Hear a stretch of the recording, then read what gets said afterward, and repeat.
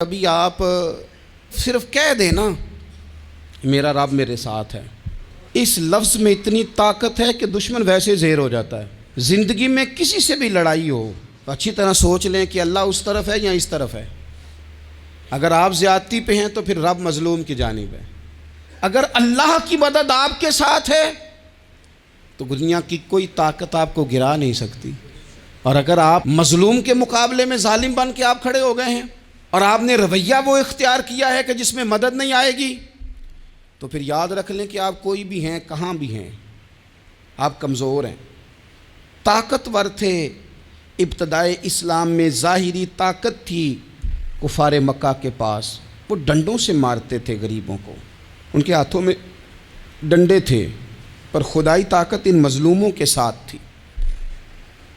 صاحب زرقانی نے لکھا ہے، حضرت زنیرہ رضی اللہ تعالیٰ عنہ ایک لونڈی ہیں، غریب ہیں، ماڑے دا کی کام محمد ناس جانا یا رونا، غریب سادی بی بی اور لونڈی کنیزہ، ایک مشرک کی کنیزہ تھی، انہوں نے کلمہ پڑھ لیا، وہ ڈنڈوں سے مارتا، دروں سے مارتا، تکلیف دیتا۔ حضرت زنیرہ رضی اللہ تعالیٰ عنہ کو اتنا مارا، اتنا مارا۔ اب آپ ایک اور پہلو پر بھی غور کریں، مار بھی پڑ رہی ہے پر خدا ادھر ہی ہے، اللہ کی مدد ادھر ہی ہے۔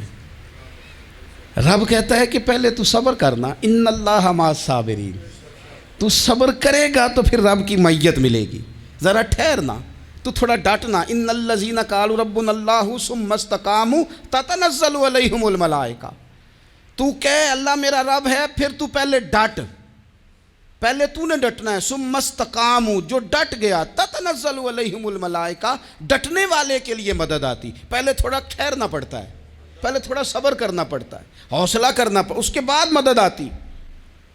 مار پڑ رہی ہے، مارا جا رہا ہے حضرت زنیرہ کو، ان کا مالک جو ہے ظاہری آقا وہ مار رہا ہے، یہ کنیزہ ہے، اتنا مارا، اتنا مارا، ان کی بینائی چلی گئی،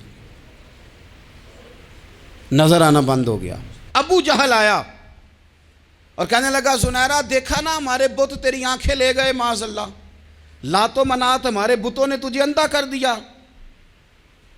اب ایسا نہیں ہے کہ بی بی روتی جا رہی ہے، روتی جا رہی ہے، مایوسی مایوسی، معاذ اللہ، پریشانی، غریبی بڑی ہے، پوچھنے والا کوئی نہیں، یہ باتیں نہیں۔ کیا جملے ہیں خاتون کے، کیا لفظ ہیں۔ ابو جہل نے تنزیہ کہا، معاذ اللہ، کہنے لگا دیکھا نا ہمارے بتوں نے تجھے اندھا کر دیا۔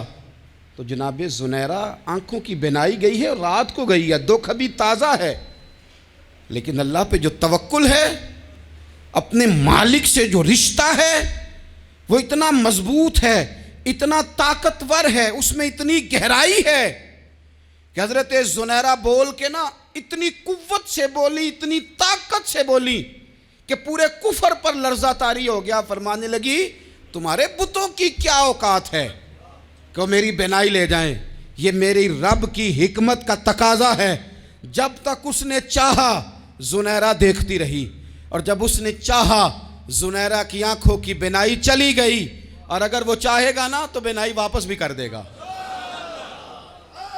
اگر ہو ذوق یقین پیدا تو کٹ جاتی ہیں زنجیریں، اگر وہ چاہے گا تو بینائی آ بھی جائے گی۔ حضرت زنیرہ نے رات کو یہ لفظ کہے، ابو جہل اور سارے کفار ڈر کے سن کے چلے گئے، آپ اطمینان سے آ کے بستر پہ سوئی۔ جب سویرے اٹھی تو اللہ نے آنکھوں کی روشنی واپس کر دی تھی، آنکھوں کی۔ اب چھڑی پکڑی ہے، بازاروں میں گھومتی ہے، کہتی ہیں بلاؤ کدھر ہے تمہارے لات و منات، دیکھو میرے رب نے روشنی واپس کر دی، آ کر میرے ساتھ ادھر آ، ستمگر ہنر آزمائیں، تو تیر آزما ہم جگر آزمائیں۔ بیمار لوگوں یاد رکھو، کہہ دیا ڈاکٹر نے کہ تو بڑا بیمار ہے، تو بڑا کمزور ہے، یہ ہو گیا وہ ہو گیا، تو ڈاکٹر اپنے علم کے مطابق بات کر رہا ہے، ہوگا تو وہ جو میرا رب چاہے گا۔ کمزور ہو جانا، پریشان ہو جانا، تکلیف میں آ جانا، پتہ نہیں بات ہو گئی ہے تو جانے کیا ہو جائے گا۔ اپنی زندگی کے اندر اپنے رب سے رشتہ مضبوط کریں، رسول کائنات سے رشتہ مضبوط کریں، اللہ والوں سے رشتہ مضبوط کریں۔ حضرت زنیرہ نے پیغام دیا کہ زندگی میں جو جینا چاہتے ہیں تو وہ رب کا نام لے کے جی سکتے ہیں۔ جو اپنی زندگی میں خوشیاں دیکھنا چاہتے ہیں تو رسول اللہ کے نام پر خوشیاں دیکھی جا سکتی ہیں.